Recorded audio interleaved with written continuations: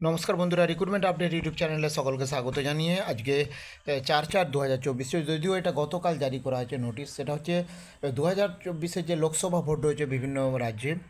তো সেই লোকসভা ভোটে এবারে পশ্চিমবঙ্গেরও লোকসভা ভোট রয়েছে। সেই লোকসভা ভোটে এবারে যারা ডিউটি করবেন তাদের যে কোনো ধরনের ট্রিটমেন্ট, অর্থাৎ যদি কোনো কারণে এই ভোটের কাজ করতে গিয়ে কেউ অসুস্থ হয়ে যায় বা কোনো রকম ক্ষতি হয়, ইনজুরি হয়, তাহলে তারা পুরোপুরি চিকিৎসার সুযোগ পাবে এবং তার জন্য ক্যাশলেস ট্রিটমেন্টের সুবিধা পাবে। অল পোলিং পার্সন এনগেজড তা এই general election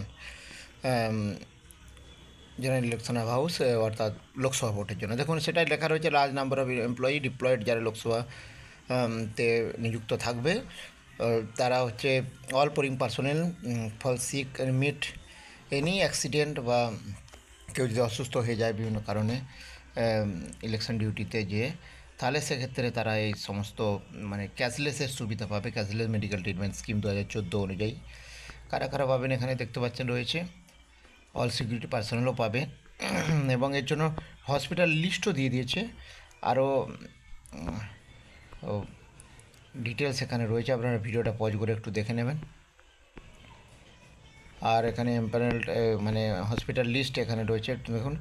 provide cashless treatment polling personal engage in connection off general election of Lok Sabha 2024 এর রয়েছে এখানে ফর্ম রয়েছে, এটা দেখতে পাচ্ছেন।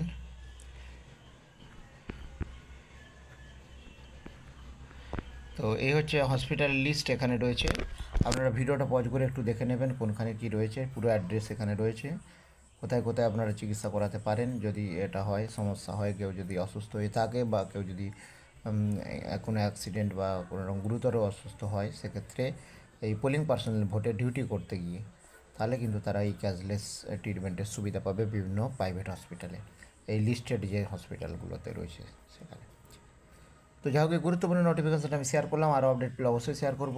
সঙ্গে থাকবেন এবং চ্যানেলটা সাবস্ক্রাইব করে নেবেন। ধন্যবাদ।